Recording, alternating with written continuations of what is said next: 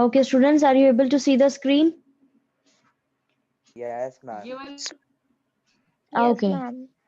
If you have any problem regarding yesterday's topic, you can ask me. No, ma'am. Yes? किसी को कोई problem है? Yes, ma'am. हाँ, बोलिए. Ma'am, 1 minute. Okay.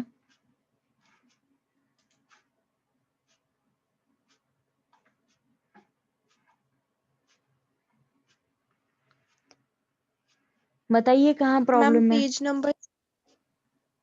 Page Ma'am, number page number 70. 70 it is. बोलो. Ma'am ये जो second para है ना, the notion, hmm.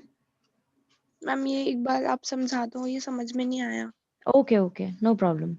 The notion of Yes, ma'am. universal human rights has been used by oppressed people all over the world to challenge laws which segregate them and deny them equal opportunities and rights. अब ये जो notion है, ठीक है, यानी कि ये जो धारणा है लोगों की हक को लेकर के, ये पूरी दुनिया में किससे बैकअप की जाती है, किससे, कौन सपोर्ट करता है, क्या कह करके लोग बाग इसका यूज करते हैं और ये बोलते हैं कि जो कानून दिए गए हैं हमको, ठीक है, जो हमें चीजें दी गई हैं वो बिल्कुल अलग हो चुकी हैं, अपॉर्चुनिटीज और राइट्स जो हमें दिए गए हैं वो बिल्कुल अलग है, ठीक है. Segregate them and deny them equal opportunities and rights, यानी ये बताया जा रहा है कि कानून से हट करके, अपार्ट फ्रॉम द लॉ, ये सारी चीजें जो हैं हमें इक्वल हिस्सों में नहीं मिलती, ना हमें मौके इक्वली मिलते हैं, ना ही हमें राइट्स इक्वली मिलते हैं. यूनिवर्सल ह्यूमन राइट्स का ये मानना है, ठीक है, ये जो धारणा है यूनिवर्सल ह्यूमन राइट्स की, इसको कई बार दबाया जाता है लोगों के द्वारा, ठीक है, ऑल ओवर वर्ल्ड, और बोला जाता है कि ये हमारे कानून जो है हमको इन सारी चीजों को इक्वली डिस्ट्रीब्यूट नहीं कर रहे हैं, ना हमें इक्वल राइट्स मिल रहे हैं और ना ही हमें इक्वल मौके मिल रहे हैं. In fact, it is through the struggles of groups that have felt excluded that the interpretation of existing rights has sometimes been altered. और इनफैक्ट ये भी बोला जाता है कि कई सारे ऐसे ग्रुप्स हैं जो अभी भी संघर्ष कर रहे हैं, जिनको निकाल दिया जाता है, बेसिक उनके जो राइट्स सबको इक्वली मिलने चाहिए वो उनको ऑल्टर करके दिए जाते हैं, यानी उनको मोल्ड करके दिए जाते हैं या तोड़ मरोड़ के दिए जाते हैं, पूरी तरह से नहीं मिलते हैं. Slavery has, for instance, been abolished, but there are other struggles that only have a limited success. गुलामी जो है पूरी तरीके से abolish कर दी गई है. Basically, अफ्रीका के अंदर ये चीज ज्यादा प्रचलित थी. गुलामी अभी पूरी. I would like to give you one suggestion to all the students. Please mute yourself and only unmute yourself when you want to ask something, because it will surely going to interrupt the class. आप अपने आप को तभी unmute कीजिए जब आपको कुछ पूछना हो, अदरवाइज आप अपने आप को म्यूट करिए, क्योंकि आपके घर की पीछे की आवाज से हम लोग डिस्टर्ब हो जाते हैं. ओके.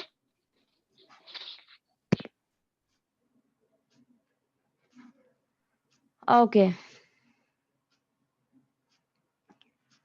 अब ये जो चीज बोली गई थी स्लेवरी वाली एग्जाम्पल की तरह, ये वैसे तो अबॉलिश कर दी गई है, पूरी तरह से हटा दी गई है, लेकिन अभी भी कई जगह पे ऐसी स्ट्रगल है जिनको बहुत कम सफलता मिली है, यानी कि कुछ ऐसे चीजें हैं जो पूरी तरह से नहीं हटी हैं.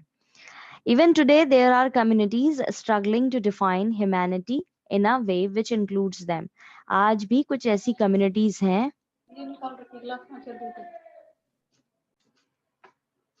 Okay. Even today, there are communities struggling to define humanity in a way which includes them. आज भी कुछ ऐसी communities हैं जो संघर्ष कर रही हैं बताने के लिए इंसानियत क्या है, जिसमें उनको भी इंक्लूड किया जाए, यानी कि उनके साथ में आज भी कुछ इस तरह का व्यवहार किया जा रहा है जो पूरी तरीके से ह्यूमैनिटी को बिलोंग नहीं करता है, ठीक है, यानी इंसानियत को बिलोंग नहीं करता, यानी उनके साथ में अभी भी इनह्यूमैनिटी वाला बिहेवियर किया जा रहा है. First paragraph has been explained. किसी को कुछ दिक्कत अभी भी तो पूछ सकते हैं. No ma'am, it's clear. Okay. और किसी को कोई दिक्कत? No, ma'am, it's clear. Okay. अब है rights not only indicate what the statement must do. They also suggest what the state must refrain from doing. अब राइट्स जो है सिर्फ यही नहीं बताते कि स्टेट को क्या करना चाहिए, बल्कि वो ये भी सजेस्ट करते हैं कि स्टेट को क्या चीज नहीं करनी चाहिए. My right to liberty as a person, for instance, suggests that the state cannot simply arrest me as its own will.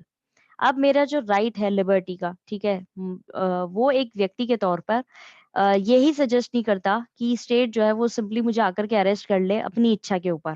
ठीक है, if it wishes to put me behind bars it must defend that action.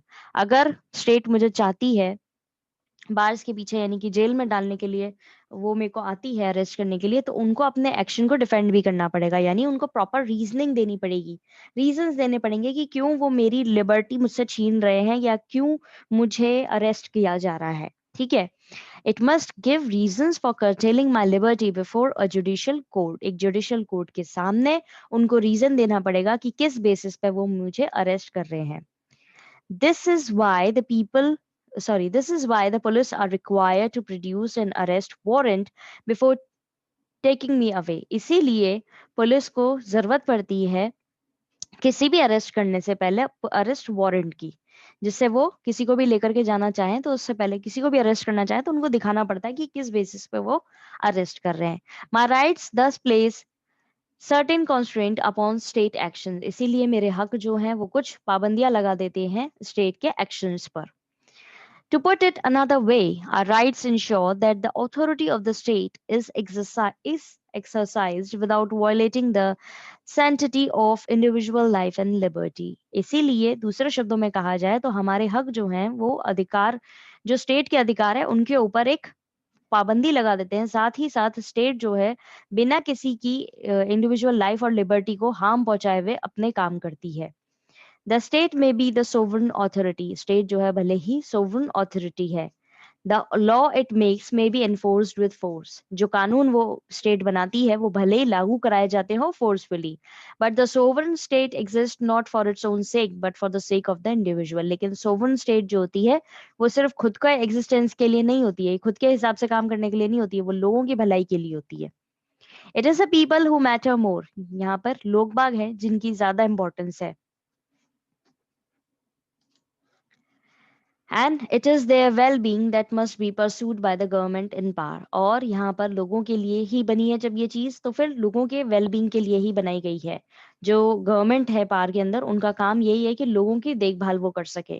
The rulers are accountable for their actions. जो rulers हैं उनको अपने हर एक किए हुए action के लिए जवाब देना पड़ता है. And must not forget that the law exist to ensure the good for the of the people. और उनको ये भी नहीं भूलना चाहिए कि कानून जो है वो इसीलिए एग्जिस्ट करता है क्योंकि उस कानून का काम ही यही है कि लोगों की देखभाल की जा सके, लोगों का अच्छा किया जा सके. फर्स्ट, अभी जो हमने अबव 2 पैराग्राफ्स पढ़े हैं उसमें किसी को कोई दिक्कत तो आप लोग अभी पूछ सकते हैं.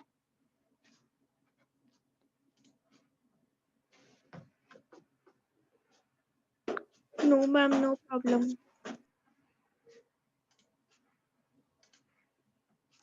अब है काइंड्स ऑफ राइट्स. किस किस तरह के राइट्स होते हैं.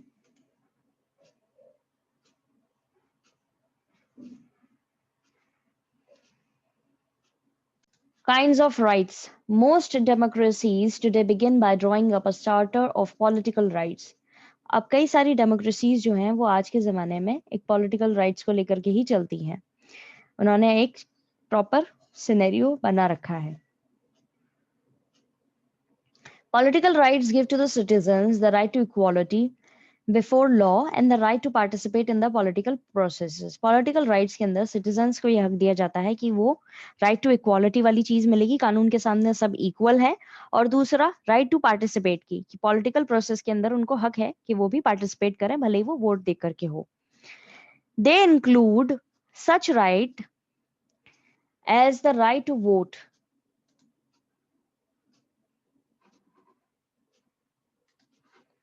उनको इंक्लूड किया जाता है इस तरह के राइट्स में, जैसे right to vote and elect representatives, और वो रिप्रेजेंटेटिव्स को इलेक्ट कर सकें.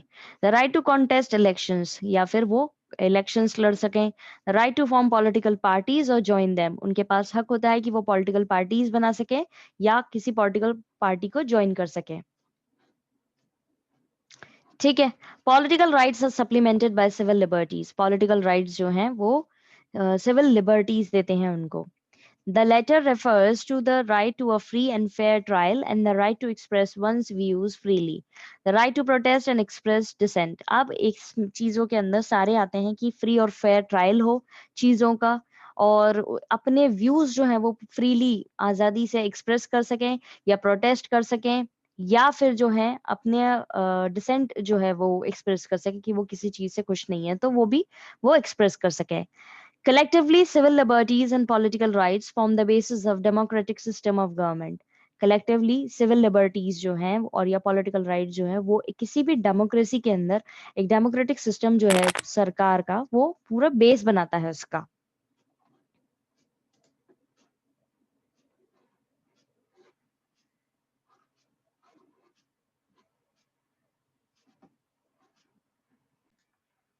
Students, are you able to see the screen?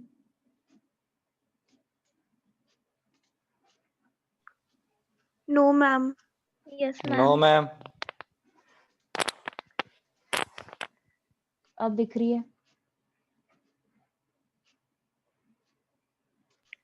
Yes, ma'am.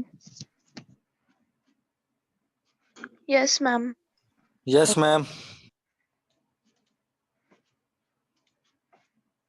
Okay. Political rights हम पढ़ रहे थे इसके बारे में। There is some network issue, तो इसके कारण ये चीज हो रही है बार बार।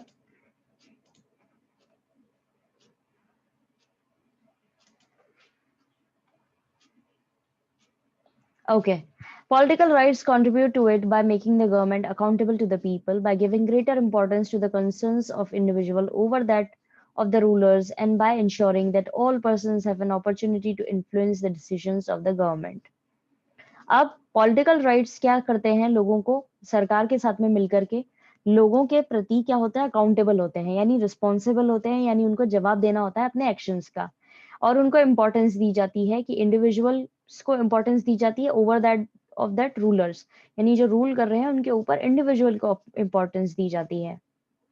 और ये इनका काम है इंश्योर करना कि सारे लोगों को इक्वल अपॉर्चुनिटीज मिले और उनका इन्फ्लुएंस जो है वो गवर्नमेंट के डिसीजन में भी पड़े, यानी कि उनका प्रभाव जो है वो सरकार अगर कोई भी डिसीजन ले रही है तो उसमें उनके हित में ले रही है, तो उस पर उनका एक स्टेटमेंट भी वो दे सकें या अपना डिसीजन दे सकें या अपना इन्फ्लुएंस दे सकें। बेसिकली ये काम है पॉलिटिकल राइट्स का। However, our rights of political participation can only be exercised fully when our basic needs of food, shelter, clothing, health or are met. जो हमारे बेसिक राइट्स होते हैं पॉलिटिकल पार्टिसिपेशन के अंदर, वो बेसिकली किस चीज के लिए होते हैं, जहाँ पे हमारी बेसिक नीड्स जैसे कि खाना, घर, कपड़े, हेल्थ, ये सारी चीजें पूरी हो सकें। For a person living on the pavements and struggling to meet their basic needs, political rights by themselves have little value. अब कोई ऐसा व्यक्ति जो रह रहा है पेवमेंट्स पे, सड़कों पे रह रहा है या बड़ी खराब कंडीशंस में रह रहा है या स्ट्रगल कर रहा है कि उसको बेसिक नीड्स भी पूरी नहीं मिल रही है, उसके लिए पॉलिटिकल राइट्स जो है उसकी बहुत कम वैल्यू होगी। They require certain facilities like an adequate wage to meet their basic needs and reasonable conditions of work. उनके लिए जरूरत है कि इस तरह की फैसिलिटीज प्रोवाइड कराई जा सके जहां पर उनको बेसिक सैलरी मिल सके, जिससे उनके बेसिक नीड्स पूरी हो सके और एक सही कंडीशन मिल सके काम करने की।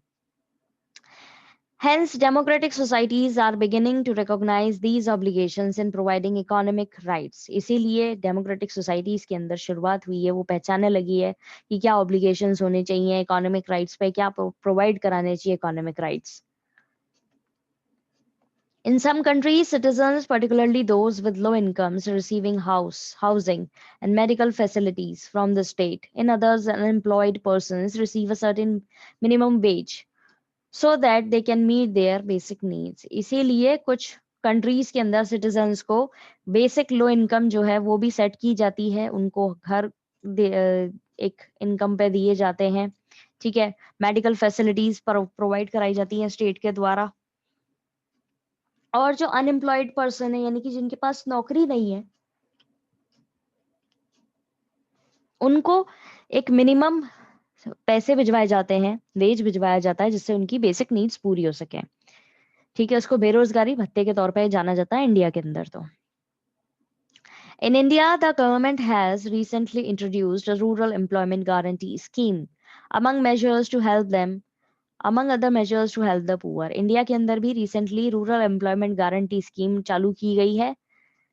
रूरल एम्प्लॉयमेंट यानी कि गांव के एरिया में एम्प्लॉयमेंट दिया जाएगा, जिसके तहत लोगों को, जो गरीब लोग हैं, उन तक मदद पहुंचाई जा रही है। अभी तक हमने जितना भी पढ़ा उसमें किसी को कोई दिक्कत?